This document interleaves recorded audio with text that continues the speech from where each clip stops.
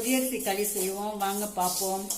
பொரியரிசி வறுத்தாச்சு, ஆற வச்சு எடுத்துட்டு வந்துடுவோம். தேங்காய் திருவிக்குவோம், திருவிட்டு காமிக்கிறேன். பொரியரிசியை அரைச்சிடுவோம்.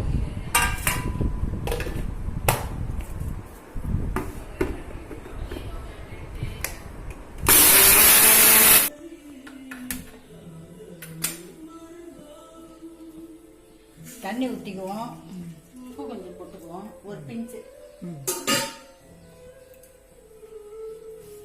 வெல்லம் போட்டுக்குவோம். இப்போ மாவை கொட்டி கொஞ்சம் கொஞ்சமாக போட்டு கிண்டுவோம். மாவுலேயே ஏலக்காய் 2 போட்டு அரைச்சிருக்கேன்.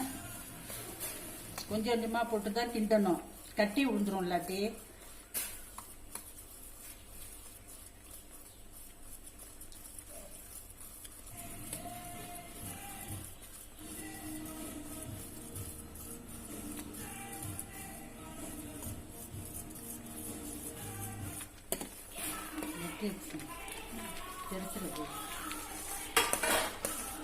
சிம்மில் வச்சுக்கணும்.